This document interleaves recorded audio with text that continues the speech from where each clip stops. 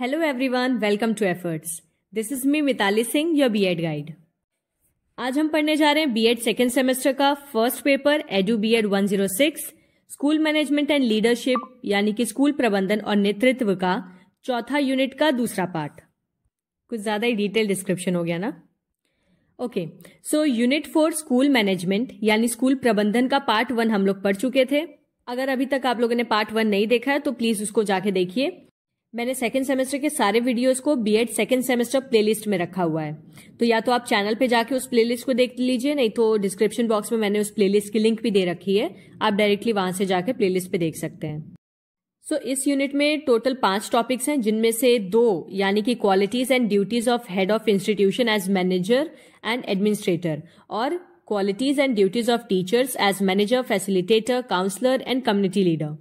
ये 2 टॉपिक्स हमने इससे पहले वाले वीडियो में यानी कि पार्ट 1 में पढ़ लिया था.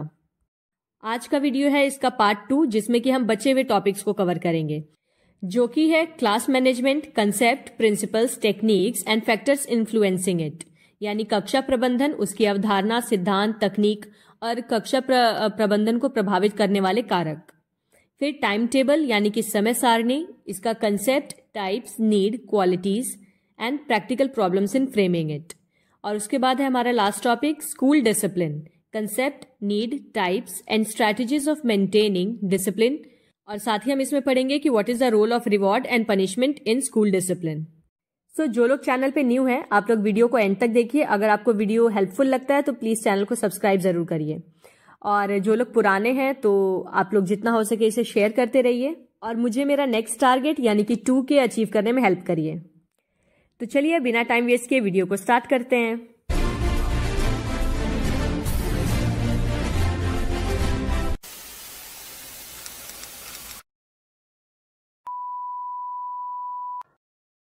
वीडियो को स्टार्ट करने से पहले एक और जरूरी चीज, जो बच्चे 2025 में सीटेट देने वाले हैं यानी जिनका टारगेट है सीटेट 2025, उन लोगों के लिए मैं बता दूं कि मैं 25 मार्च से अपना सीटेट का बिल्कुल free of cost batch start करने जा रही हूं, जिसमें कि मैं आपको बिल्कुल बेसिक से सारी चीजें पढ़ाऊंगी, ये मानकर कि आपको सीटेट के बारे में कुछ भी नहीं आता.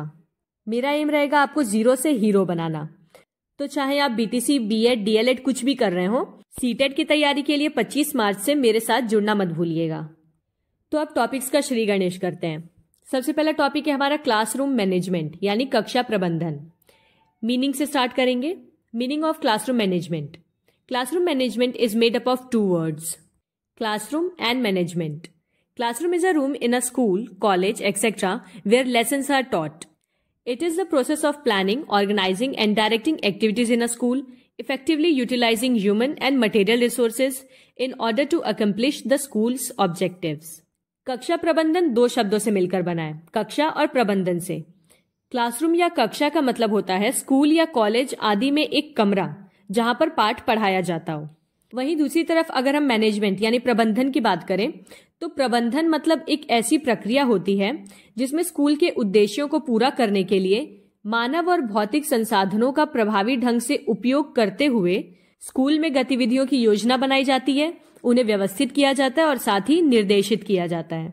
हमने मैनेजमेंट के बारे में भी अच्छे से पढ़ा था अपने प्रीवियस वीडियोज में, तो आपको पता होगा कि मैनेजमेंट क्या होता है. अगर हम इन दोनों वर्ड्स को जोड़ते हैं तो सीधा सा मतलब ये निकलता है कि क्लास को मैनेज करना ही क्लासरूम मैनेजमेंट है, यानी कक्षा का प्रबंधन करना. Having all the facilities available in classroom for teaching और achieving educational objectives and running the class smoothly is known as classroom management. शिक्षण और शैक्षिक उद्देश्यों को प्राप्त करने के लिए, कक्षा को सुचारू रूप से चलाने के लिए कक्षा में सभी सुविधाएं उपलब्ध होना कक्षा प्रबंधन के रूप में जाना जाता है. सीधी सी बात, एजुकेशनल एक्टिविटीज को स्मूथली कंडक्ट कराने के लिए जितनी भी चीजों की आपको जरूरत है, उन चीजों की अरेंजमेंट करना, क्लासरूम को मैनेज करना ही क्लासरूम मैनेजमेंट कहलाता है. द सक्सेस और failure of classroom instruction and strategies is largely dependent on classroom management. A well managed class motivates the learners and provides N atmosphere of positive growth. Promoting student learning is the primary goal of effective classroom management. अब देखिए, कक्षा निर्देश या जो आपने जितनी भी रणनीतियां बनाई हैं, स्ट्रैटेजीज क्लास में लेसन पढ़ाने की, उनकी सफलता और विफलता काफी हद तक कक्षा प्रबंधन पर निर्भर करती है. एक अच्छी तरह से प्रबंधित कक्षा शिक्षार्थियों को प्रेरित करती है और सकारात्मक विकास का माहौल प्रदान करती है। छात्रों को सीखने के लिए बढ़ावा देना प्रभावी कक्षा प्रबंधन का प्राथमिक लक्ष्य होता है। क्लासरूम मैनेजमेंट का मेन एम ही है कि बच्चों को इफेक्टिवली लर्न करने के लिए मोटिवेट किया जा सके। तो बच्चे मोटिवेटेड तभी होंगे जब आपका क्लासरूम मैनेजमेंट अच्छा रहेगा। Now let's see definition of classroom management, कक्षा प्रबंधन की परिभाषा। According to Professor S.K. Dubey, classroom refers to the psychological management of physical and human resources which makes teaching learning effective and efficient. अच्छा, यहाँ पे आप लोग क्लासरूम मैनेजमेंट कर लीजिएगा। बहुत ही सिंपल लैंग्वेज में प्रोफेसर एस.के. दुबे ने समझाया है क्लासरूम मैनेजमेंट को। इनके अनुसार कक्षा प्रबंधन का तात्पर्य भौतिक और मानव संसाधनों के मनोवैज्ञानिक प्रबंधन से है, जो शिक्षण अधिगम को प्रभावी और कुशल बनाता है। नेक्स्ट है प्रिंसिपल्स ऑफ क्लासरूम मैनेजमेंट, कक्षा प्रबंधन के सिद्धांत। Building a good relationship between teacher and students. Classroom management is based on the relationship between the components of a classroom. Teachers can use the following techniques to build good relationship between teacher and students. Address every students with name, show care and concern, use humour, involve class in some decision making, work hand in hand with the students. कक्षा प्रबंधन कक्षा के घटकों के बीच के संबंध पर आधारित होता है। कक्षा के घटक क्या हैं, मतलब कंपोनेंट्स क्या होते हैं क्लासरूम के? ऑब्वियसली स्टूडेंट्स और टीचर्स। तो शिक्षक और छात्र के बीच में अच्छे संबंध बनाने के लिए शिक्षक निम्नलिखित तकनीकों का उपयोग कर सकते हैं, जो कि है प्रत्येक विद्यार्थी को नाम सहित संबोधित करना। कई बार हम क्या करते हैं, अटेंडेंस लेते टाइम बच्चों को रोल नंबर वाइज बुलाते हैं, जो कि बीएड के रूल्स के हिसाब से बिल्कुल गलत है। हमेशा आपको बच्चे का नाम लेके ही उसे एड्रेस करना है। फिर है देखभाल और चिंता दिखाएं। बच्चे को अगर कोई भी इशू है तो उससे रिलेटेड आपको कंसर्न शो करना चाहिए। बच्चे को ये ना लगे कि आप उससे कोई मतलब ही नहीं रख रहे हैं। फिर हास्य का प्रयोग करें। कई बार पढ़ाने के बीच बीच में कुछ मतलब लेम जोक्स या बच्चों के लेवल के जोक्स अच्छे आप क्रैक कर सकते हैं। कुछ निर्णय लेने में कक्षा को शामिल करें और छात्रों के साथ मिलकर काम करें। सेकेंड प्रिंसिपल है setting rules, routines and procedures. नियम, दिनचर्या और प्रक्रियाएं निर्धारित करना। Rules are general expectations that are usually written on the paper. Example, be respectful to the school grounds.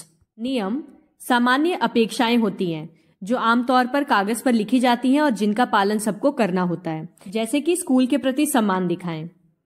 Routine are general expectations that are unwritten or actions that happen repetitively within school day. Example, students stand up to greet the teacher. दिनचर्या सामान्य अपेक्षाएं हैं जो अलिखित हैं। Rules लिखित होते हैं जबकि रूटीन अलिखित होता है। ये ऐसी गतिविधियां होती हैं जो स्कूल के दिनों में दोहराई जाती हैं, मतलब बार बार जिन एक्टिविटीज को स्टूडेंट को करना होता है, जैसे कि छात्र शिक्षक का स्वागत करने के लिए खड़े होते हैं। और फिर है procedure. Procedure means general expectations for a specific activity. Example, state the clear instruction before the start of any group activity. प्रक्रिया का अर्थ है किसी विशिष्ट गतिविधि के लिए सामान्य अपेक्षाएं। उदाहरण के तौर पे किसी भी समूह गतिविधि को शुरू करने से पहले स्पष्ट निर्देश बताएं। थर्ड प्रिंसिपल है मैनेजिंग सेल्फ, स्वयं को प्रतिबंधित करना।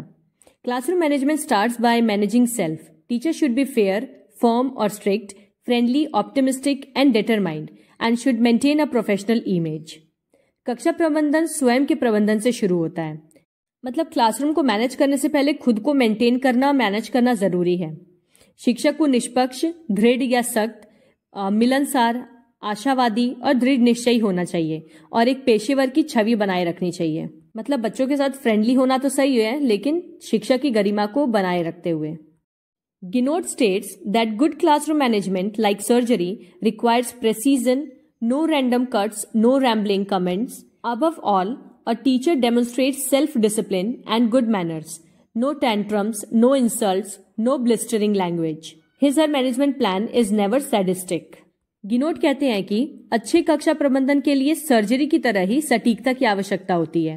जैसे सर्जरी में कोई भी यांत्रिक कटौती नहीं, कोई बेतुकी टिप्पणियां नहीं, उसी तरह से एक शिक्षक आत्म अनुशासन और अच्छे शिष्टाचार का प्रदर्शन करता है। इसीलिए उसमें कोई भी नखरे नहीं, कोई अपमान नहीं और कोई तीखी भाषा नहीं। उसकी प्रबंधन योजना कभी भी परपीड़क नहीं होती। Fourth is maintaining appropriate student behaviour. विद्यार्थियों का उचित व्यवहार बनाए रखना। Teacher can actively monitor student behavior by developing active eyes or walking among students. Since preventing is better than controlling, therefore teachers should enforce classroom rules promptly and consistently from the very first day of the school.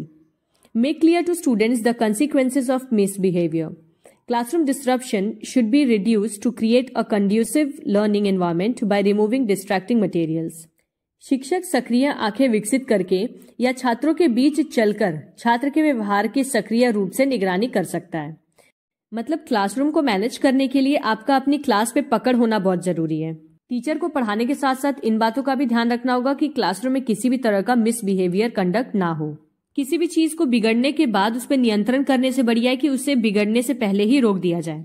इसलिए शिक्षक को school के पहले दिन से ही कक्षा के नियमों को तुरंत और लगातार लागू करना चाहिए।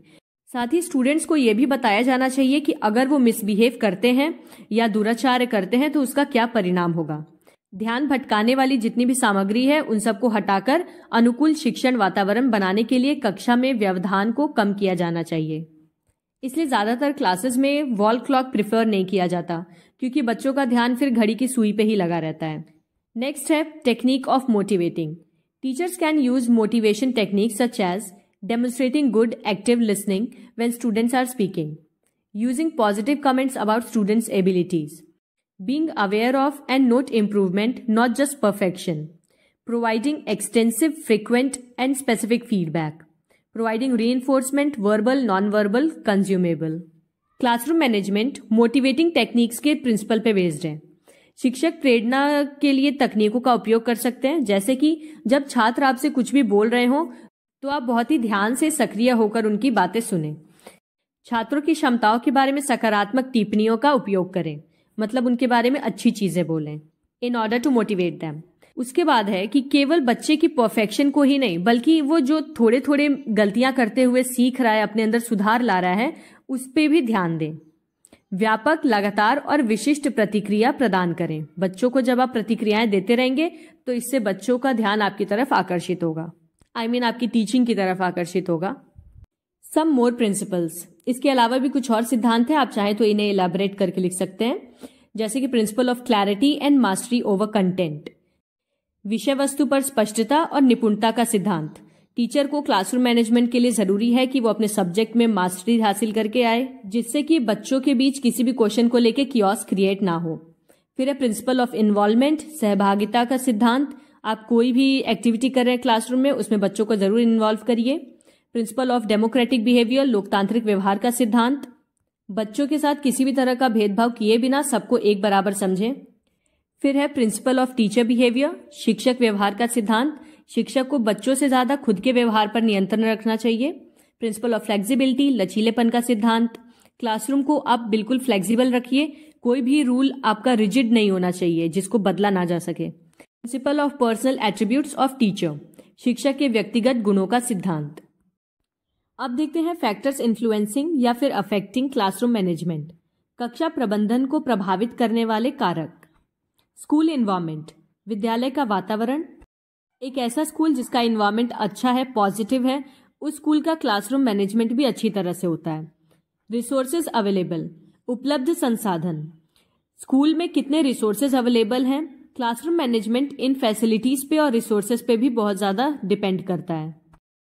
Classroom environment such as size of the class, furniture, seating arrangement, fixtures, proper light and air, natural and artificial ventilation, facilities like table, chair for teachers, chalk board etcetera. Classroom में इन सारी चीजों की मौजूदगी पे भी निर्भर करता है कि किस तरह का वहां का प्रबंधन होगा।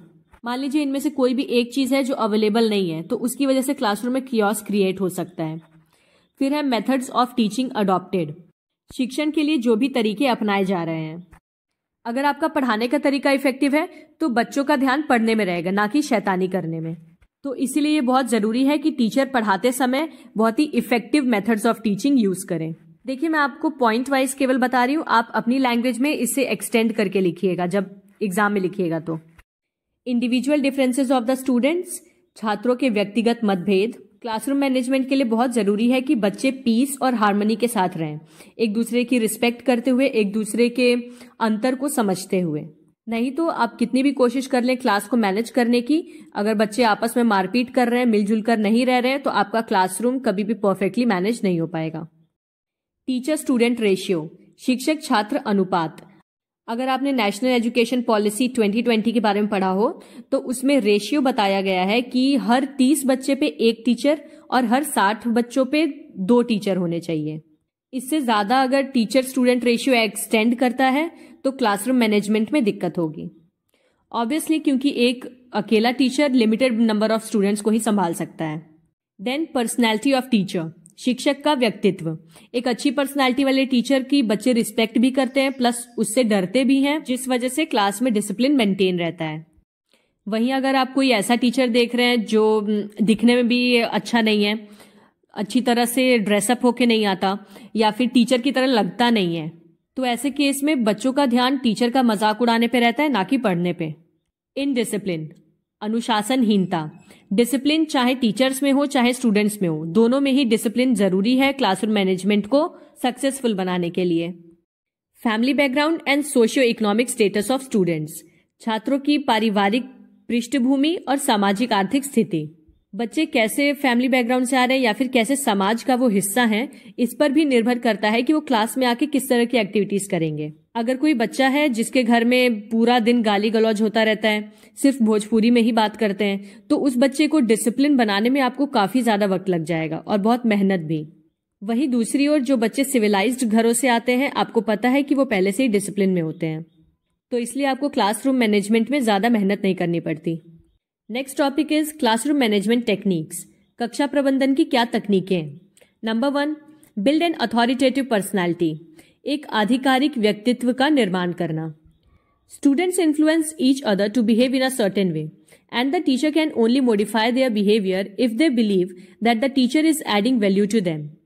One of the ways he or she can bring this authority is by adding an element of authoritative charm to his or her personality. Once the teacher gains their respect and attention, she can easily command them to behave. अब देखिए, छात्र एक दूसरे को एक निश्चित तरीके से व्यवहार करने के लिए प्रभावित करते हैं। मतलब ये तो आपको पता ही होगा ना, बच्चे जो देखते हैं वो सीखते हैं। शिक्षक उनके व्यवहार को तभी संशोधित कर सकता है जब बच्चों को ये विश्वास हो कि शिक्षक उनके लिए कोई मूल्य जोड़ रहा है, मतलब उनके लिए कोई पॉजिटिव चीज कर रहा है। मतलब बच्चे बहुत सिलेक्टिव होते हैं इस मामले में कि वो किससे क्या चीज सीखेंगे। जो चीज उन्हें इम्प्रेस करती है, किसी की कोई चीज अच्छी लग जाती है, उस चीज को तुरंत कॉपी कर लेते हैं। तो ये अधिकार लाने का एक ही तरीका है कि सबसे पहले शिक्षक अपने व्यक्तित्व को सुधारे, अपने व्यक्तित्व में एक आधिकारिक आकर्षण का तत्व जोड़े। एक बार जब शिक्षक उनका सम्मान और ध्यान प्राप्त कर लेगा तो वो आसानी से उन्हें व्यवहार करने के लिए आदेश दे सकता है। मतलब बच्चों को अपनी पर्सनालिटी से अपना फैन बना लीजिए, फिर बच्चे वही करेंगे जैसा जैसा आप उन्हें बोलेंगे। सेकंड है to know your subject well, अपने विषय को अच्छे से जाने। Subject matter expertise is one of the most effective skills. One should know all about it, in and out. So when the student comes with random or out of the lesson questions, the teacher must be able to answer them most of the time. विषय वस्तु विशेषज्ञता सबसे प्रभावी कौशलों में से एक है। अगर आपको अपने कक्षा का प्रबंधन करना है तो उसके लिए आपको अपने विषय की बहुत ही अच्छी तरह से समझ होनी चाहिए, ताकि छात्र जब भी पाठ से बाहर का कोई प्रश्न लेकर आए तो शिक्षक हर वक्त या अधिकांश समय उनके प्रश्नों का उत्तर देने में सक्षम होना चाहिए। अगर आप किसी क्वेश्चन का आंसर नहीं दे पाते हैं या बच्चों को टाल देते हैं तो बच्चे आपस में गॉसिप करने लगेंगे, अरे मैम को तो नहीं आता, अरे सर को तो ये चीज पता ही नहीं है। तो ये वाली सिचुएशन ना क्रिएट हो, इसलिए आपको अपने सब्जेक्ट की पूरी नॉलेज होनी चाहिए। नेक्स्ट है involve students to create classroom guidelines, कक्षा दिशा निर्देशों को बनाने में छात्रों को शामिल करें। Teachers in school often used to select the naughtiest student in the class to be the class monitor, and it used to work in the teacher's favor. There is a reason behind this. When a teacher trusts student with responsibility, they feel valued and obliged to present their best selves. Teacher must discuss the modifications with students, come to agreeable points together, and note down all the guidelines. अच्छा, कई बार स्कूलों में क्या होता था कि शिक्षक अक्सर कक्षा के सबसे शरारती बच्चे को कक्षा का मॉनिटर बना देते थे और इससे वो बच्चा शिक्षक के ही पक्ष में काम करता था। इसके पीछे ये वजह है कि जब शिक्षक छात्रों को कोई जिम्मेदारी देता है या उस पर भरोसा करता है तो बच्चे खुद को मूल्यवान समझने लगते हैं और शिक्षक और पूरी कक्षा के सामने अपना सर्वश्रेष्ठ प्रदर्शन करने की कोशिश करते हैं। तो जाहिर सी बात है कि जब आप बच्चों को किसी डिसीजन में या एक्टिविटी में इन्वॉल्व करेंगे तो वो बहुत ही इंटरेस्ट के साथ उसमें पार्टिसिपेट करेंगे। इसलिए शिक्षक को छात्रों के साथ संशोधनों पर चर्चा करनी चाहिए, एक साथ सहमत बिंदुओं पर आना चाहिए और सभी दिशा निर्देशों को नोट करना चाहिए जो भी बच्चे आपसे बता रहे हैं। Next is make room for initiatives. पहल के लिए जगह बनाएं। Teachers must always welcome initiatives from students in the classroom. Teachers who often shut off initiatives fail to gain the students trust and loyalty. On the other hand, students respect those teachers whose classes they enjoy. Teacher can also allow students to share their knowledge about a topic. शिक्षकों को हमेशा कक्षा में छात्रों की पहल का स्वागत करना चाहिए। बच्चे अपना जो भी नया आइडिया लेके आ रहे हैं आप उसको वेलकम करिए बिना अपना पॉइंट ऑफ व्यू दिए।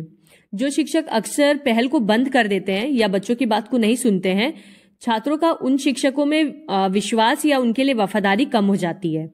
दूसरी ओर छात्र उन शिक्षकों का सम्मान करते हैं या उन्हें बहुत पसंद करते हैं जिनकी कक्षाओं में उन्हें आनंद आता है। शिक्षक चाहे तो छात्रों को किसी विषय के बारे में अपना ज्ञान साझा करने की भी अनुमति दे सकते हैं या कोई पर्टिकुलर टॉपिक दे दीजिए और उनसे पूछिए इस बारे में उनकी क्या राय है। क्लास में पढ़ाने के बीच बीच में आप खुद भी बच्चों से बातें करते रहिए।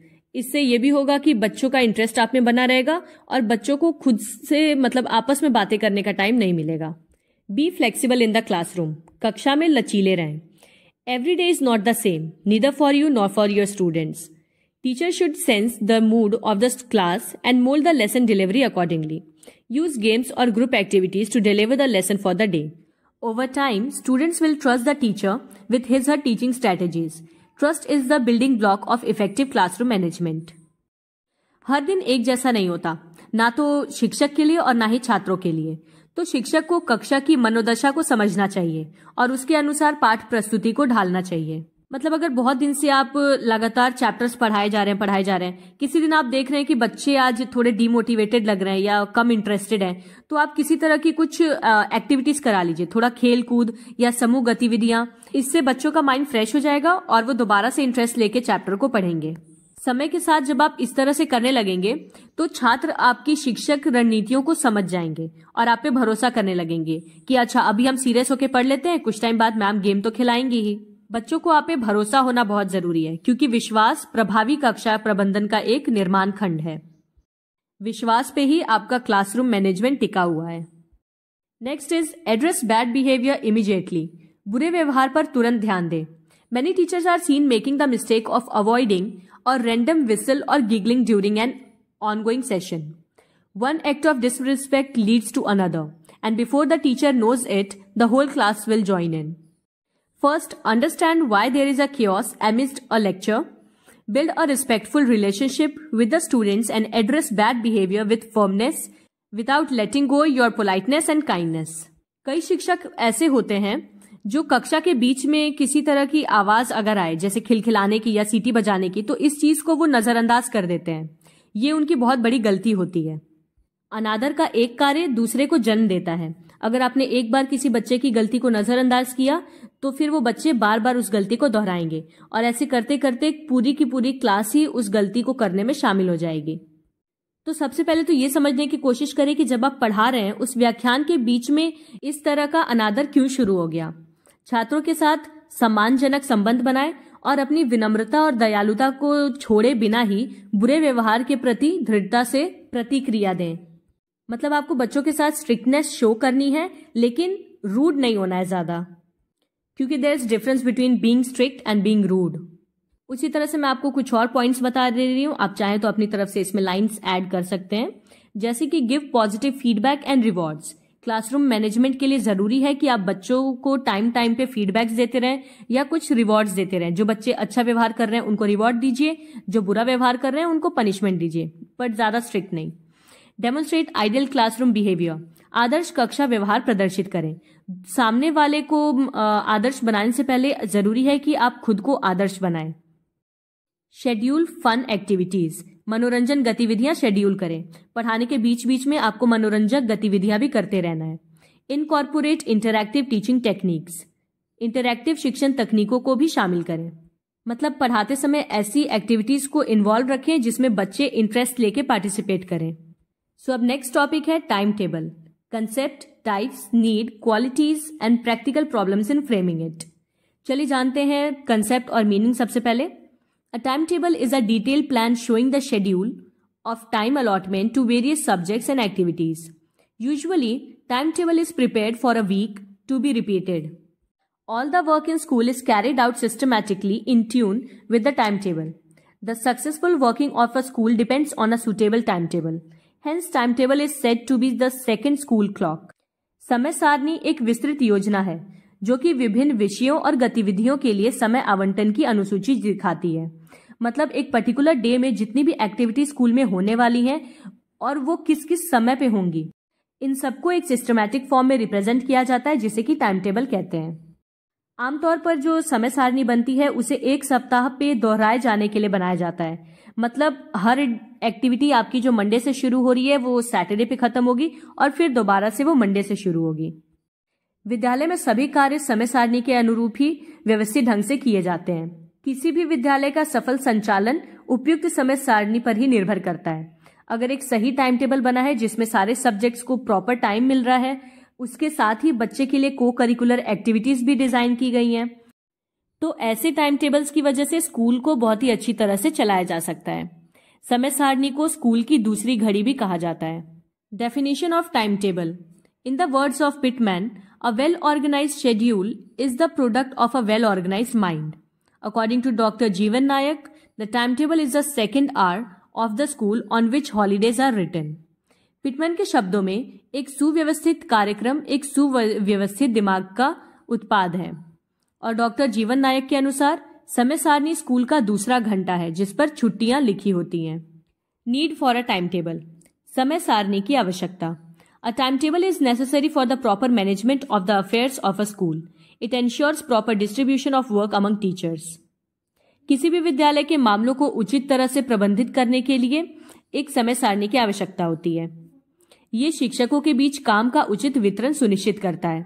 किस टीचर को कितना काम करना है, कौन कौन सी क्लासेस लेनी है, ये सब टाइम टेबल के थ्रू डिसाइड किया जाता है। Through this the head master knows the work of every class and every teacher. The time table will help him in carrying out the work of the school effectively.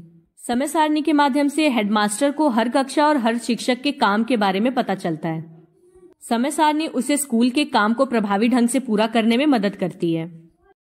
It ensure orderly work, it assigns proper persons for particular classes during appropriate periods in a proper manner. ये व्यवस्थित कार्य को सुनिश्चित करता है। ये उचित अवधि के दौरान उचित तरीके से विशेष वर्गों के लिए उचित व्यक्तियों को नियुक्त करता है। यानी किस टाइम पे कौन सा एक्टिविटी होना चाहिए, उस एक्टिविटी के लिए किस पर्सन को ड्यूटी अलॉट की जाए, ये सारी चीजें टाइम टेबल के थ्रू डिसाइड किया जाता है। It saves the time and energy of teachers and pupils by preventing duplication and overlapping. ये दोहराव और ओवरलैपिंग को रोककर शिक्षकों और विद्यार्थियों का समय और ऊर्जा दोनों बचाता है। It ensure right allocation of time for different subjects and activities by giving proper weightage according to the needs. ये आवश्यकताओं के अनुसार उचित महत्व देकर विभिन्न विषयों और गतिविधियों के लिए समय का सही आवंटन सुनिश्चित करता है। मतलब हर एक्टिविटी के लिए एडेक्वेट टाइम निकालता है। It indicates habits of orderliness, steadiness, regularity and alertness among pupils and teachers. Therefore it is needed to maintain discipline and order. ये विद्यार्थियों और शिक्षकों के बीच सुव्यवस्था, स्थिरता, नियमितता और सतर्कता की आदतों को इंगित करता है, इसलिए अनुशासन एवं व्यवस्था बनाए रखने के लिए आवश्यक है। Now content of time table, समय सारणी की सामग्री। एक टाइम टेबल में क्या क्या चीजें होती हैं। Time of beginning and ending of the school days, school के दिनों की शुरुआत और समाप्ति का समय, यानी कितने बजे से स्कूल चल रहा है और कितने बजे स्कूल खत्म होगा, ये चीज टाइम टेबल पे मेंशन होनी चाहिए। Time of beginning and ending of each period, हर अवधि के आरंभ और समाप्ति का समय, कौन सा पीरियड कितने बजे से लगेगा और कितने बजे तक खत्म होगा। सब्जेक्ट्स एंड एक्टिविटीज असाइंड और स्पेसिफिक पीरियड, एक पर्टिकुलर पीरियड में या एक विशिष्ट अवधि में कौन से विषय या कौन सी गतिविधियां होने वाली हैं ये बताया जाता है। Days on which and time during which each subject and each activity is to be handled. प्रत्येक गतिविधि या प्रत्येक विषय के लिए दिन और उसका समय ये भी निर्धारित होना चाहिए। जैसे कई ऐसे सब्जेक्ट्स होते हैं ना, माइनर सब्जेक्ट्स जैसे कि कंप्यूटर, जीके, इन सब का पीरियड डेली नहीं पड़ता, तो इनकी अलॉटमेंट भी सही तरीके से होनी चाहिए जिससे सारे माइनर सब्जेक्ट्स को भी प्रॉपर टाइम मिले। Name of the teacher engaging each subjects and each activity during the respective period. संबंधित अवधि के दौरान प्रत्येक विषय और प्रत्येक गतिविधि में शामिल होने वाले शिक्षक का नाम भी आवश्यक रूप से समय सारणी में लिखा होना चाहिए। Name of the teacher in charge of each division of each period. प्रत्येक कालखंड के प्रत्येक प्रभाग के प्रभारी शिक्षक का नाम। Room in which each class meets. वो कमरा जिसमें प्रत्येक कक्षा की बैठक होती है, मतलब क्लास का नाम भी लिखा होना चाहिए कि किस क्लास का ये टाइम टेबल है। और details regarding the recess periods, अवकाश अवधि के संबंध में विवरण। Now types of time table, समय सारणी के प्रकार। There are 3 types of time table. Class time table, this is meant for the classes. This will show the distribution of subjects. There should be a general timetable showing class-wise distribution of subjects. Every class and section has a different timetable in which each period will be about which subject and there are details of which teacher will teach it. तो समय सारणी 3 प्रकार की होती है। सबसे पहली है कक्षा समय सारणी। ये कक्षाओं के लिए बनाई जाती है और इसमें विषयों का वितरण देखा जाता है, मतलब ये हर क्लास के लिए अलग अलग बनता है। तो हर कक्षा के लिए उनके विषयों को दर्शाने के लिए एक सामान्य समय सारणी होनी चाहिए। हर कक्षा और सेक्शन का अलग अलग टाइम टेबल होता है जिसमें कि हर पीरियड किस विषय का होगा और उसे किस शिक्षक द्वारा पढ़ाया जाएगा, ये सारी बातें भी निर्धारित की जाती हैं। जो आपने अपने क्लासरूम्स में देखा है ना टाइम टेबल, उसी के अकॉर्डिंग आप इसमें और भी चीजें ऐड कर सकते हैं कि उसके क्या क्या फीचर्स होते हैं। Second is teachers time table. Every teacher should have a copy of his or her timetable for his work. This timetable will show the class in which he is to teach in a particular period. Timetable of teachers' free periods is also made to show the teacher's free period. कक्षा समय सारणी के बाद दूसरा आता है शिक्षकों की समय सारणी। हर एक शिक्षक के पास उसके कार्य की एक समय सारणी की प्रति होती है, मतलब एक कॉपी। ये समय सारणी शिक्षक को ये बताती है कि उसे किस अवधि में किस कक्षा में क्या विषय पढ़ाना है। और साथ ही इस समय सारणी में शिक्षकों के जो खाली अवधियां हैं, मतलब फ्री पीरियड्स, उनके बारे में भी डिटेल्स मेंशन रहती हैं, जिससे कि इनकेस अगर कोई अरेंजमेंट लगाना हो किसी टीचर की एब्सेंस में तो लगाया जा सके। और थर्ड है master time table. This is the consolidated time table for the whole school. This will give a complete picture of the work of a school. It should be available with the headmaster. Master time table या master समय सारणी ये पूरे विद्यालय के लिए समेकित समय सारणी होती है। जैसे कि क्लास टाइम टेबल हर क्लास के लिए अलग अलग होता है, टीचर्स टाइम टेबल हर टीचर के लिए अलग अलग होता है, लेकिन एक मास्टर टाइम टेबल पूरे स्कूल के लिए एक ही बनता है। इससे स्कूल के कामकाज की पूरी तस्वीर सामने लाई जा सकती है। ये प्रधानाध्यापक के पास उपलब्ध होना चाहिए। मतलब इसमें पूरा करिकुलम मेंशन होता है कि साल भर में क्या क्या एक्टिविटी स्कूल में कंडक्ट करानी है, recitation competitions, annual function, exhibitions, इन सारी चीजों का डिटेल इस टाइम टेबल में मेंशन रहता है। इवन जितने भी एग्जाम्स हैं, हाफ ईयरलीज या फिर फाइनल्स, ये सब कब कंडक्ट कराने, इनका टाइम भी इसमें अलॉट किया जाता है। In addition to the above, it is better to prepare and maintain separate timetables such as, मतलब अभी तक जो हमने तीनों टाइम टेबल पढ़े उसके अलावा भी कई अलग अलग ऐसी समय सारणियां हैं जो तैयार करना या बनाना बेहतर है। जैसे कि टीचर्स लीजर टाइम टेबल, यानी शिक्षक का जो खाली समय होता है उसके लिए एक टाइम टेबल बनाया जाना चाहिए। कॉपी करेक्शन वर्क करने के लिए या फिर अटेंडेंस रजिस्टर मेंटेन करने के लिए ये खाली समय वाला जो टाइम टेबल है ये मेंटेन करना जरूरी है। फिर है activities time table, room time table, homework time table etcetera. मतलब गतिविधियों की समय सारणी, कमरे की समय सारणी, गृह कार्य समय सारणी, ये सारी चीजें। मतलब ये ऑफिशियल नहीं है, बट बच्चे चाहे तो अपने लिए बना सकते हैं कि हमें अपना डे टू डे मतलब किस तरह से रूटीन फॉलो करना है। Qualities of a good time table, एक अच्छे समय सारणी के गुण क्या हैं? Suitable for the purpose. Whenever a timetable is prepared, it should be made according to the purpose. Well planned and clear. The timetable should be prepared in a well planned, clear and simplest form so that even a common person can understand it easily. सबसे पहला गुण तो यह है कि उद्देश्य के अनुरूप होना चाहिए। जब भी कोई टाइम टेबल बनाए तो उसे उद्देश्य के अनुरूप ही बनाया जाना चाहिए। जिस काम के लिए बनाया जा रहा है उस काम को वो पूरा करे।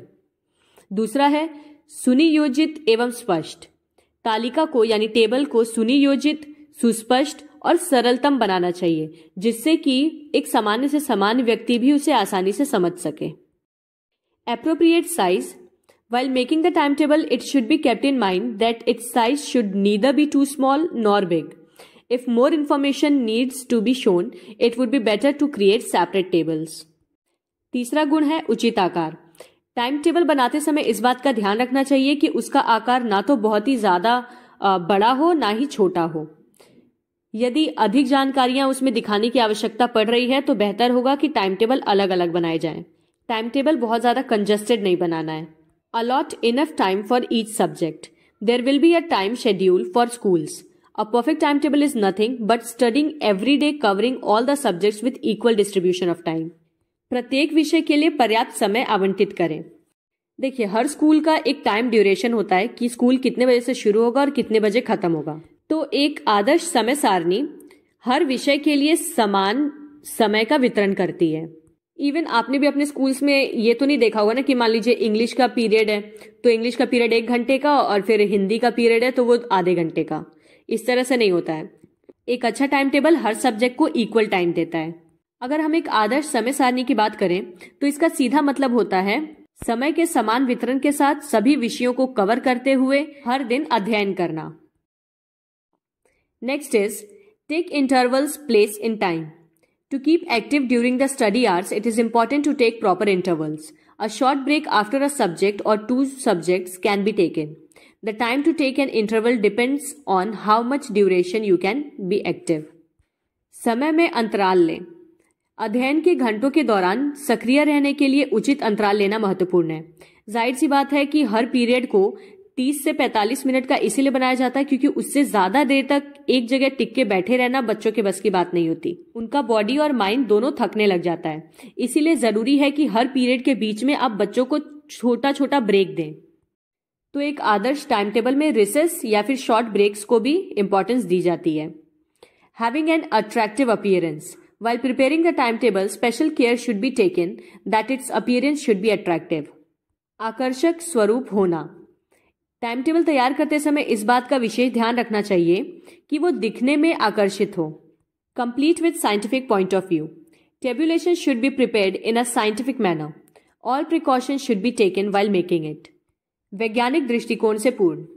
सारणीकरण करते समय मतलब टाइम टेबल बनाते समय वैज्ञानिक ढंग से उसे तैयार किया जाना चाहिए। इसे बनाते समय सभी सावधानियां बरतनी चाहिए। अब जानते हैं problems of time table formulation. समय सारणी निर्माण की समस्याएं। Lack of teachers. The most important problem in preparing the time table is the lack of adequate number of teachers in the school and the lack of subject teachers, due to which neither the students are able to choose the subjects according to their interest, nor only the teachers available in the school are able to teach the subjects according to the interest of the students. Teachers remain stressed due to the burden of other subjects, due to which their efficiency declines. शिक्षकों की कमी। Time table तैयार करते समय सबसे बड़ी समस्या school को आती है पर्याप्त संख्या में शिक्षकों की कमी और उसके साथ विषय शिक्षकों की भी कमी, जिसके कारण ना तो छात्र अपनी रुचि के अनुसार विषयों का चयन कर पाते हैं और ना ही उपलब्ध शिक्षक छात्रों की रुचि के अनुसार विषय को पढ़ा पाते हैं। कहने का मतलब यह है कि टाइम टेबल को तैयार करते समय जब किसी स्कूल में टीचर्स बहुत कम होते हैं, यानी जितनी क्लासेस हैं या जितने सब्जेक्ट्स हैं उससे कम टीचर्स हो स्कूल में, तो उस केस में एक ही टीचर को कई सारी क्लासेस और कई सारे सब्जेक्ट्स अलॉट कर दिए जाते हैं, जिससे सब्जेक्ट की कम नॉलेज होने की वजह से टीचर्स बच्चों के इंटरेस्ट के अकॉर्डिंग नहीं पढ़ा पाते और अन्य विषयों के बोझ के कारण शिक्षक तनावग्रस्त रहते हैं, जिससे वो अपने खुद के भी सब्जेक्ट्स पे ध्यान नहीं दे पाते और साथ ही उनकी कार्य क्षमता में भी गिरावट होती है। Financial lack. Due to financial lack, human and physical resources are not available in sufficient quantity in the school, as a result of which an effective and useful timetable cannot be prepared. वित्तीय अभाव। वित्तीय अभाव के कारण विद्यालय में मानवीय एवं भौतिक संसाधन पर्याप्त मात्रा में उपलब्ध नहीं हो पाते हैं, जिसके परिणाम स्वरूप एक प्रभावी एवं उपयोगी समय सारणी बनाई नहीं जा पाती। मान लीजिए किसी स्कूल में कंप्यूटर लैब है ही नहीं, तो अब आप कंप्यूटर प्रैक्टिकल वर्क या फिर लैब वर्क टाइम टेबल में कैसे अलॉट कर पाएंगे? Lack of educational materials. Lack of adequate classrooms, furniture, equipment, and other necessary educational materials in the school is also a major problem in preparing the timetable. शैक्षिक सामग्री की कमी. विद्यालय में पर्याप्त कक्षाओं, फर्नीचर, उपकरण एवं अन्य आवश्यक शैक्षिक सामग्रियों की कमी भी समय सारणी तैयार करने में बड़ी बाधा बनती है. मान लीजिए आपको 2 अलग अलग सेक्शन के लिए अलग अलग टाइम टेबल बनाना है, लेकिन क्लासेस की कमी होने की वजह से स्कूल के हेड ने एक ही क्लास में 2 अलग अलग सेक्शंस बिठा रखे हैं. Part time teachers. Due to shortage of teachers, part time teachers have to be appointed in many schools, but they are able to give time to the school only as per their convenience. This creates great difficulty in making a time table. अंशकालिक शिक्षक. शिक्षकों की कमी के कारण कई स्कूलों को अंशकालिक शिक्षकों को नियुक्त करना पड़ता है, लेकिन वे अपनी सुविधा के अनुसार ही स्कूल में समय दे पाते हैं. इससे टाइम टेबल बनाने में कठिनाई होती है.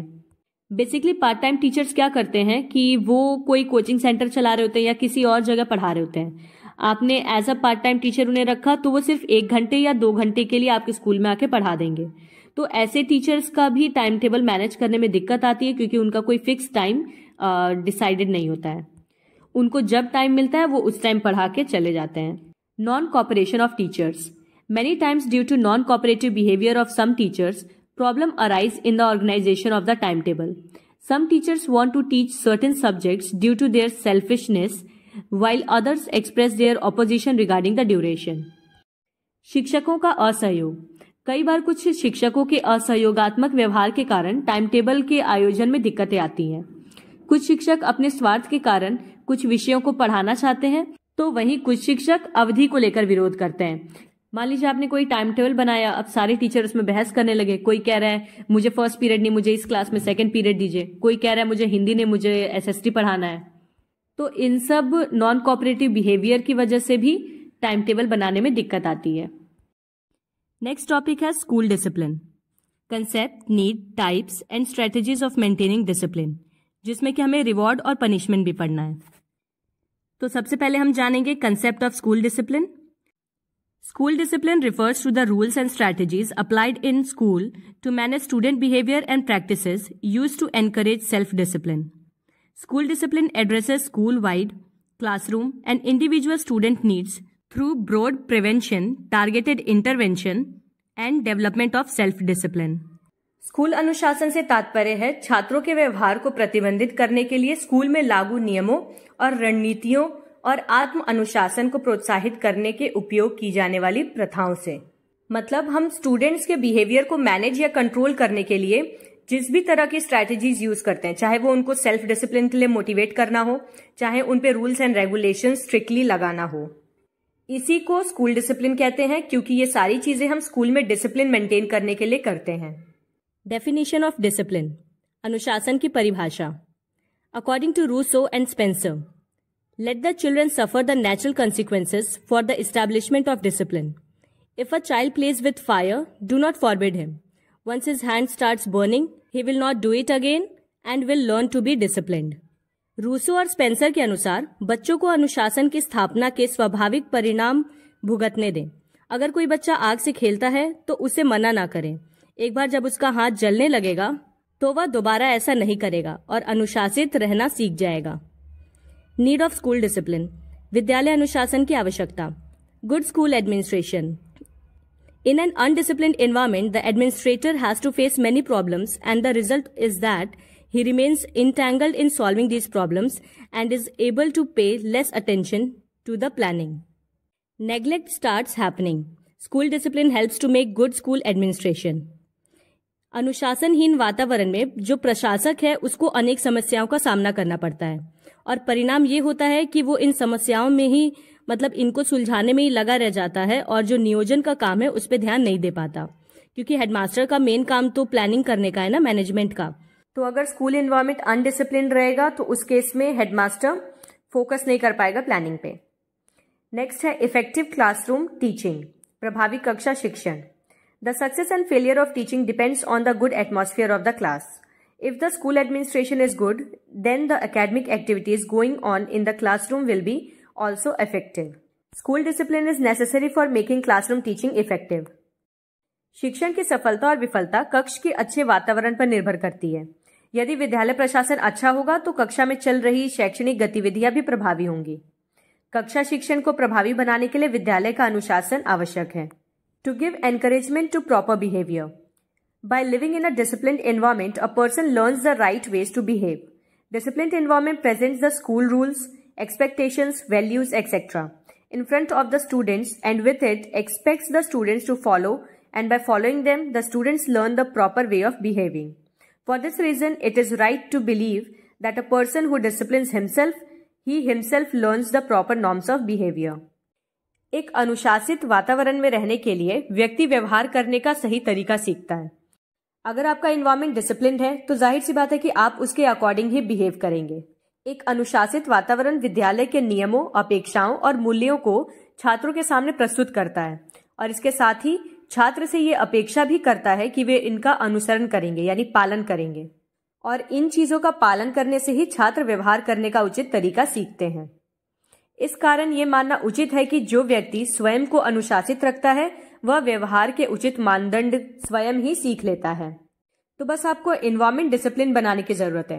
एक डिसिप्लिन एनवायरमेंट को देख के बच्चे अपने आप ही बिहेव करने का तरीका सीख जाएंगे। फॉर्मेशन ऑफ गुड कैरेक्टर, अच्छे चरित्र का निर्माण। Students in discipline learn the proper way of behaviour. When a student learns the acceptable way of behaving, his character is created by himself. Discipline means adapting yourself to the acceptable forms of society. When a person begins to mold his thoughts, his actions, and his behavior towards the society, he follows the right path and make his character good on the right path. देखिए, सारे points आपस में related हैं। एक अच्छा environment एक अच्छे behaviour को जन्म देगा।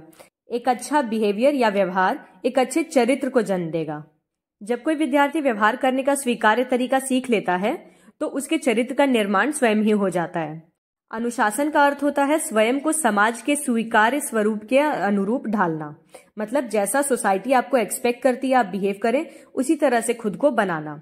जब कोई व्यक्ति अपने विचारों, कार्यों और व्यवहार को समाज के प्रति ढालना शुरू कर देता है तो वह सही रास्ते पर चलता है और अपने चरित्र को सही रास्ते पर चलते हुए अच्छा बनाता है। नेक्स्ट है to establish harmonious relation in school. विद्यालय में सौहार्दपूर्ण संबंध स्थापित करना। Being disciplined means that every employee working in the school is following the same type of rules. No separate norms of behavior have been set for anyone. That is, all consider themselves to be an integral part of the same system, which results in the mutual relations of the workers working in it. अनुशासित होने का अर्थ है कि विद्यालय के कार्यरत प्रत्येक कर्मचारी को एक ही प्रकार के नियमों का पालन करना होगा। किसी के लिए भी व्यवहार में कोई भी अलग मानदंड निर्धारित नहीं किया जाएगा, अर्थात सभी स्वयं को एक ही प्रणाली का अभिन्न अंग मानेंगे, जिसके परिणाम स्वरूप इसमें काम करने वाले सभी श्रमिकों के संबंध आपस में अच्छे हो जाते हैं। अब है types of school discipline, school अनुशासन के प्रकार। पहला है प्रिवेंटिव डिसिप्लिन, जिसको हम कहते हैं निवारक अनुशासन। दूसरा सपोर्टिव डिसिप्लिन यानी सहायक अनुशासन, और करेक्टिव डिसिप्लिन यानी सुधारात्मक अनुशासन। Let's see each of them one by one. Preventative discipline. It can be defined as the measures teachers take to avert misbehavior by keeping students engaged. To prevent classroom misbehavior, teachers provide a stimulating curriculum that involves students so successfully that they spend little time thinking of misbehaving. The school should plan to make lesson engaging to promote student engagement. निवारक अनुशासन, इसे उन उपायों के रूप में परिभाषित किया जा सकता है जो शिक्षक छात्रों को व्यस्त रखकर दुर्व्यवहार को रोकने के लिए अपनाते हैं। कक्षा में दुर्व्यवहार को रोकने के लिए शिक्षक एक प्रेरक पाठ्यक्रम प्रदान करते हैं जिसमें छात्र इतनी सफलतापूर्वक शामिल होते हैं कि वे दुर्व्यवहार के बारे में सोचने में बहुत कम समय बिताते हैं। स्कूलों को छात्र सहभागिता को बढ़ावा देने के लिए पाठों को आकर्षक बनाने की योजना बनानी चाहिए। प्रिवेंट का मतलब होता है रोकना, यानी बच्चों को इनडिसिप्लिन क्रिएट करने से रोका जाए, जिसका सबसे अच्छा उपाय है कि उन्हें क्लास में इतना इन्वॉल्व रखा जाए कि उन्हें किसी भी तरह का मिसबिहेवियर कंडक्ट करने के बारे में सोचने का समय ना मिले। उनका पूरा ध्यान केवल लेसन पे हो, इसलिए स्कूल्स को लेसन इफेक्टिव बनाना चाहिए ताकि बच्चे पढ़ने में इंटरेस्ट लें, ना कि शैतानी करने में, क्योंकि खाली दिमाग शैतान का घर होता है। ना उनका दिमाग खाली रहेगा ना वो शैतानी करेंगे। Next is supportive discipline. It is usually a verbal warning or suggestion for the correction of behavior and occurs in case of transgression, and it helps to control them and get them back on task. Usually supportive discipline is done quietly, so only the misbehaving student realizes what's going on. A good teacher should maintain eye contact with every student in the classroom, goes around the classroom in between the lines and rows of the students. सहायक अनुशासन, ये आमतौर पर व्यवहार में सुधार के लिए एक मौखिक चेतावनी या सुझाव है और ये आमतौर पर उल्लंघन के मामले में होता है। जो बच्चे दुर्व्यवहार या फिर उल्लंघन कर रहे होते हैं नियमों का, उन बच्चों को नियंत्रित करता है और उन्हें काम पर वापस लाने में मदद करता है, मतलब पढ़ाई पे फोकस करने में। आमतौर पर जो सहायक अनुशासन है ये चुपचाप किया जाता है, इसलिए केवल जो दुर्व्यवहार कर रहा है उसी छात्र को पता चलता है कि क्या हो रहा है। एक अच्छे शिक्षक को कक्षा में प्रत्येक छात्र के साथ आंख से आंख मतलब संपर्क बनाए रखना चाहिए और विद्यार्थी की कतारों के बीचों में भी घूमते रहना चाहिए। सपोर्ट का मतलब होता है सहायता। तो इस केस में हम जो बच्चा उल्लंघन या मिसबिहेव कर रहा होता है उसको सपोर्ट करने की कोशिश करते हैं कि वो मिसबिहेव करना बंद भी कर दे और क्लास में उसको डांट भी ना पड़े या इंसल्ट ना हो उसकी। इसलिए हम केवल आई कॉन्टेक्ट के थ्रू या फिर किसी गेस्चर के थ्रू उसको बताने की कोशिश करते हैं कि जो भी तुम कर रहे हो, now stop doing it. Corrective discipline. Corrective discipline could be implemented when students engage in dishonest behavior. This discipline comes into play when a student has failed to change his or her behavior after repeated attempts at supportive discipline. सुधारात्मक अनुशासन. सुधारात्मक अनुशासन तब लागू किया जा सकता है जब छात्र बेईमान व्यवहार में संलग्न हो। यह अनुशासन तब काम आता है जब कोई छात्र सहायक अनुशासन के बार बार प्रयास के बाद भी अपने व्यवहार को बदलने में विफल रहता है। करेक्ट का मतलब होता है सुधार। ये केस तब होता है जब बच्चा सुधरने का नाम नहीं ले रहा है, अब फाइनली आपको कुछ एक्शन लेना पड़ेगा उसके मिसबिहेव को रोकने के लिए। तो प्रिवेंटेटिव, सपोर्टिव और करेक्टिव तीनों को लाइन वाइज समझिए। पहले केस में था कि आप किसी तरह का मिसबिहेव कंडक्ट होने ही ना दें क्लास में, प्रिवेंट कर दें, उसको रोक दें। कैसे रोकेंगे? क्लास को इंगेजिंग बना के। दूसरा तरीका है, अगर बच्चा मान लीजिए प्रिवेंटिव वाले से नहीं रुका, वो किसी तरह का इनडिसिप्लिन क्रिएट कर ही रहा है, तो दूसरा तरीका है सपोर्टिव। उसमें आप बच्चे को इशारे के थ्रू समझाएंगे कि चुप हो जाओ या फिर अब जो मिस्टेक है वो मत करो। और फिर थर्ड स्टेज आता है कि आपके समझाने के बाद भी बच्चा अगर नहीं समझ रहा है तो फाइनली आपको कोई एक्शन लेना पड़ेगा उसके मिसबिहेवियर को रोकने के लिए, जो कि आप पनिशमेंट दे सकते हैं या फिर हायर अथॉरिटी के पास उसे ले जा सकते हैं। Now strategies to maintain discipline in school. विद्यालय में अनुशासन को बनाए रखने की रणनीतियां। Number 1, keep students engaged. The more students are engaged in activities the less they cause problems. Try to give interactive classroom sessions and teach students passionately. Try to involve students instead of just giving lectures. Thus, it is advisable to make students write while you teach. सबसे पहला तरीका है छात्रों को व्यस्त रखें। जैसा कि हमने प्रिवेंटेटिव डिसिप्लिन में भी पढ़ा कि जितना अधिक छात्र गतिविधियों में लगे रहेंगे वे उतनी ही कम समस्या पैदा करेंगे। तो इंटरैक्टिव कक्षा सत्र देने का प्रयास करें और छात्रों को उत्साहपूर्वक पढ़ाएं।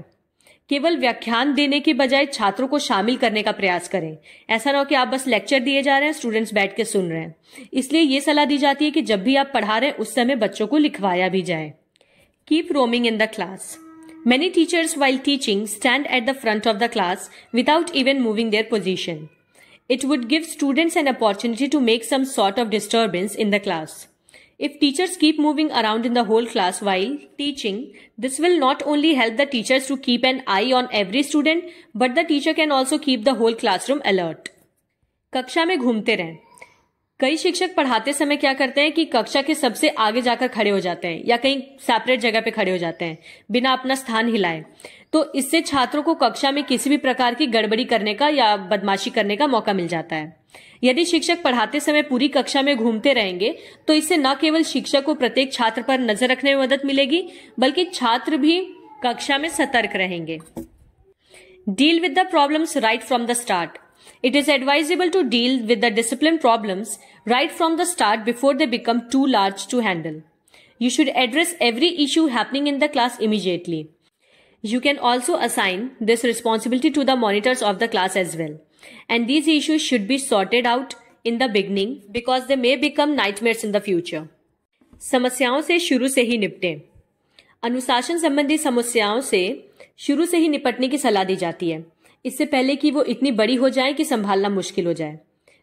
तो आपको कक्षा में होने वाले हर मुद्दे का तुरंत ही समाधान करना चाहिए, या आप ये जिम्मेदारी चाहें तो क्लास के मॉनिटर को भी सौंप सकते हैं। और ऐसे मुद्दों को कोशिश करें कि शुरुआत में ही सुलझा लें, क्योंकि भविष्य में ये बुरे सपने की तरह बन सकते हैं। आप बच्चे की एक गलती माफ करेंगे या नजरअंदाज करेंगे, वो ऐसी 100 गलतियां करता जाएगा। Have good control procedures. Certain good control procedures are developed to prevent problems. For example, a cover sheet can help prevent students from cheating in exams and creating disturbances around. These procedures are easy to implement and also help students to choose the right thing, that is to study over cheating. अच्छी नियंत्रण प्रक्रियाएं अपनाएं। समस्याओं को रोकने के लिए कुछ अच्छी नियंत्रण प्रक्रियाएं विकसित की जा सकती हैं। उदाहरण के लिए एक कवर शीट जो छात्रों को परीक्षा में नकल करने से या आसपास में गड़बड़ी पैदा करने से रोकेगी। तो एग्जाम हॉल में बच्चों के बीच में शीट्स लगा दीजिए जिससे कि बच्चे चीटिंग ना कर पाएं। इस तरह की प्रक्रियाओं को लागू करना आसान होता है और साथ ही ये छात्रों को नकल करने की बजाय जो सही चीज है यानी पढ़ने पे ध्यान देने में मदद करता है। उनको पता रहेगा वो क्लास में चीटिंग नहीं कर पा रहे हैं तो मजबूरन उन्हें पढ़ाई करनी ही पड़ेगी। Be organised. If there is no proper organization in the classroom, students feel bored and start to misbehave. It would be better if everything in the classroom is pre-planned, be organized in everything as possible, and thus creating an organized workspace would work best. Teachers can also assign daily duties to students. They can teach time management skills to students as well. व्यवस्थित रहें। यदि कक्षा में कोई उचित संगठन नहीं है या उचित व्यवस्था नहीं है तो छात्र उबा हुआ महसूस करेंगे और वो दुर्व्यवहार करना शुरू कर देंगे, मतलब एंटरटेनमेंट के लिए कुछ ना कुछ ढूंढते रहेंगे। तो ये बेहतर होगा कि कक्षा में सब कुछ पहले से ही योजनाबद्ध हो और हर चीज यथासंभव व्यवस्थित हो, और इस प्रकार एक व्यवस्थित कार्य क्षेत्र बनाना सबसे अच्छा काम करेगा। शिक्षक चाहे तो छात्रों को दैनिक कर्तव्य भी सौंप सकते हैं और वे छात्रों को समय प्रबंधन कौशल भी सिखा सकते हैं। ऑर्गेनाइज्ड से क्या मतलब है कि क्लास में जिन चीजों की जरूरत है वो मौजूद होनी चाहिए। जैसे मान लीजिए आप बोर्ड पे लिखवा रहे हैं, आपका चौक खत्म हो गया, तो आप जब जितनी देर में आप चौक अरेंज करेंगे उतनी देर में बच्चे को टाइम मिल जाएगा मिसबिहेव करने का या किसी तरह की मिस्चीवस एक्टिविटी करने का। तो इसलिए क्लास को शुरू करने से पहले आप उसको ऑर्गेनाइज कर लीजिए। Next is be professional. It's good to create a friendly bond with students, but becoming a too friendly teacher would also be going to harm you as students lose your fear as a teacher. So try to be a good mentor instead. Your interactions with your students should be friendly but not familiar. पेशेवर बने। छात्रों के साथ मैत्रीपूर्ण संबंध बनाना अच्छी बात है, लेकिन अत्यधिक मित्रतापूर्ण शिक्षक बनना भी आपको नुकसान पहुंचा सकता है, क्योंकि छात्र एक समय के बाद एक शिक्षक के रूप में जो आपका डर है उसको खो देंगे। इसलिए इसके बजाय एक अच्छा गुरु बनने का प्रयास करें। तो आपके छात्रों के साथ आपकी बातचीत मित्रतापूर्ण तो होनी चाहिए, लेकिन परिचित नहीं। बच्चों से फ्रेंडली रहिए, लेकिन अब उनके एकदम फ्रेंड या फैमिली मत बन जाइए। नेक्स्ट टॉपिक है रिवॉर्ड्स एंड पनिशमेंट्स, पुरस्कार और दंड। Rewards and punishments are the potent and powerful incentives.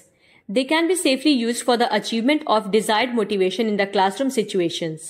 Both of these are powerful incentives and try to influence the future conduct or learning of an organism favorably. पुरस्कार और दंड दोनों ही शक्तिशाली प्रोत्साहन हैं। कक्षा स्थितियों में वांछित प्रेरणा प्राप्त करने के लिए इनका सुरक्षित रूप से उपयोग किया जा सकता है। ये दोनों शक्तिशाली प्रोत्साहन हैं और किसी भी जीव के भविष्य के आचरण या सीखने को अनुकूल रूप से प्रभावित करने का प्रयास करते हैं। मतलब आप रिवॉर्ड या पनिशमेंट मेथड यूज करके बच्चे के बिहेवियर को इन्फ्लुएंस या मॉडिफाई कर सकते हैं। बच्चों को सही रास्ते पे लाने के लिए हम दंड और पुरस्कार का इस्तेमाल करते हैं। While punishment as a negative motive is based on fear of failure, fear of losing prestige, fame and name, fear of insult, fear of pain and so on. एक तरफ हम दंड को नकारात्मक उद्देश्य के रूप में देखते हैं, जिसमें कि बच्चे को विफलता का डर या प्रतिष्ठा, प्रसिद्धि और नाम खोने का डर या अपमान का डर, दर्द, इस तरह के डर बच्चों के व्यवहार को प्रभावित करते हैं। Punishment are tools of discipline in the minds of the learners. If the punishment are proportionate to the mistake with the proper explanation, they create conducive environment for learning. दंड शिक्षार्थियों के दिमाग में अनुशासन की उपकरण है। कहीं ना कहीं बच्चों के दिमाग में पनिशमेंट का डर ही होता है जो उनको डिसिप्लिन बनाता है। यदि दंड उचित स्पष्टीकरण के साथ गलती के अनुपात में हो तो वो सीखने के लिए अनुकूल वातावरण बनाते हैं। मतलब अगर आप बच्चे को उसकी गलती के लिए रेलेवेंट पनिशमेंट दे रहे हैं तो उस केस में बच्चा उस पनिशमेंट से सीखता भी है। जैसे कि होमवर्क ना करके आने पे आप बच्चे को हाथ खड़ा करने को या फिर पनिशमेंट में बाहर खड़ा रहने को, ये सब चीजें मत बोलिए। आप उससे कहिए अगर तुम कल भी होमवर्क नहीं करके लाए तो तुम इसको 2 बार करके लाओगे परसों, फिर उसके बाद भी नहीं किया तो फिर 3 बार। सेम होमवर्क उससे बार बार कराते रहिए। तो पनिशमेंट देते समय आपको ध्यान रखना है कि आपकी पनिशमेंट रेलेवेंट होनी चाहिए, क्योंकि अब क्लास के बाहर बच्चे को खड़ा कर देने से कोई बेनिफिट नहीं होने वाला, वो बाहर भी जाके एंजॉय ही करेगा। Rewards always associate with pleasurable feelings and motivates the learner to repeat the act. As they provide pleasurable feelings, they generate interest and enthusiasm. वहीं अगर हम पुरस्कार की बात करें तो पुरस्कार हमेशा सुखद भावनाओं से जुड़े होते हैं और वे सीखने वाले को कार्य दोहराने के लिए प्रेरित करते हैं। पुरस्कार हमेशा सुखद अनुभूति प्रदान करते हैं, इसीलिए वे रुचि और उत्साह भी बच्चे के अंदर पैदा करते हैं। जैसे अगर कोई बच्चा क्लास में बिल्कुल मिसबिहेव नहीं करता, अपना सारा काम टाइम पे करता है, तो आप उसको क्लास के सामने खड़ा करके उसकी तारीफ कर सकते हैं। तो पनिशमेंट में होता है कि बच्चे डर की वजह से डिसिप्लिन्ड होते हैं और रिवॉर्ड में होता है कि बच्चे एक प्राउड फीलिंग की वजह से डिसिप्लिन्ड होते हैं। So that is it. I hope कि आपको टॉपिक अच्छे से समझ आया होगा। सो प्लीज चैनल को सब्सक्राइब कर दीजिए और इससे अपने दोस्तों के साथ भी शेयर करिए। And yes, don't forget to give your feedback in the comment section, because आपके कमेंट्स बहुत ज़्यादा मोटिवेट करते हैं मुझे। तो मिलते हैं अब अगले वीडियो में। Till then take care and bye bye.